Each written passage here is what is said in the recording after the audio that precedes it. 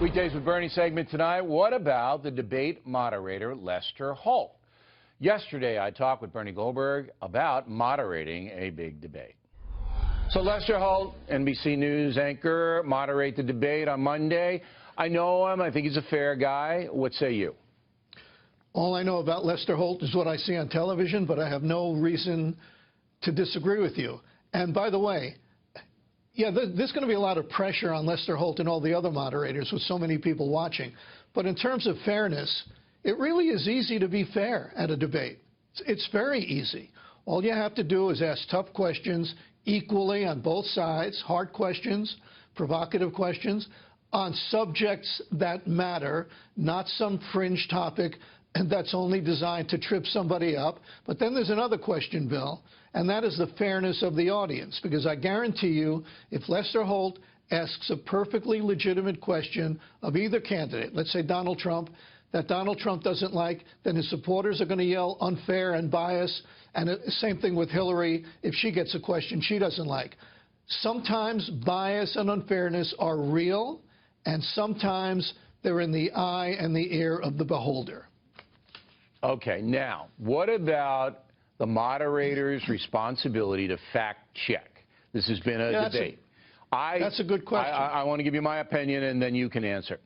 I believe it's my job, as far as I can, to fact check. And that's why I take these folders for every single guest out on the set. And basically, it's full of facts and what they've said in the past and this and that. Now, nobody can remember everything. Nobody can be up to speed on every topic. But I do believe that the moderator, if Hillary Clinton or Donald Trump says something that's inconsistent or untrue, they got to say that's not true, and this is why I know it. Right? My answer is precisely the same as yours, because you said as best as the moderator can. You can't know everything.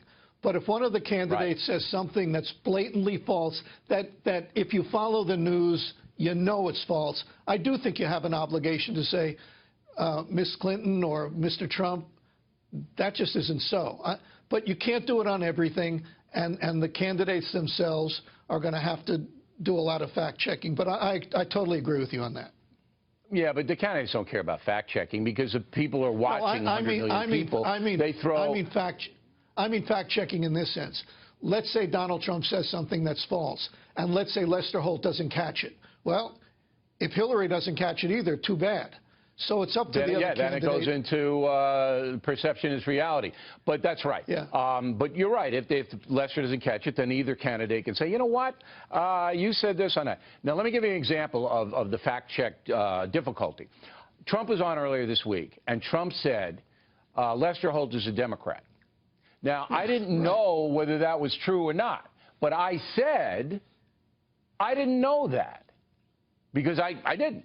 It turns out that Lester Holt is a Republican, at least by some reports. I haven't seen his voter registration, but I've seen the reports that say he's a Republican. Right. I don't care what he is myself. But that's the difficulty. I could have never expected Donald Trump to say Lester Holt was a Democrat. So if you don't know, the moderator has to go, I didn't know that, or how do you know that, you know, or get it back to them. Right. Let me just make one other point about this debate thing. I don't think the answer to any particular question is going to matter as much to the audience as, let's just call it some moment. You mentioned the Rick Lazio moment earlier in the program. Right. That mattered. That's all I remember from that debate. The only thing I remember. The only thing I remember from the Bush-Gore debate, the only thing I remember is Gore, like a doofus, wandering over to Bush and sighing, and Bush looking at him like, who are you? And I think that was a big plus. Yeah, I remember the lockbox. What are you doing over here? You know. I remember the lockbox. Okay, now on Tuesday, and I want to know if you think this is fair because I'm putting you in a difficult position.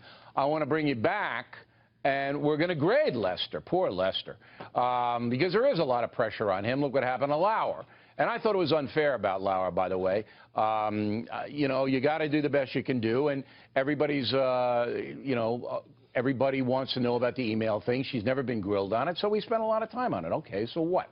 Right. But I'm bringing you back to evaluate Lester, okay? I'll be here. All right. No trepidations for doing that? You're going to call it like it is? I don't like, as a rule, second-guessing people who do live TV. That's what I mean.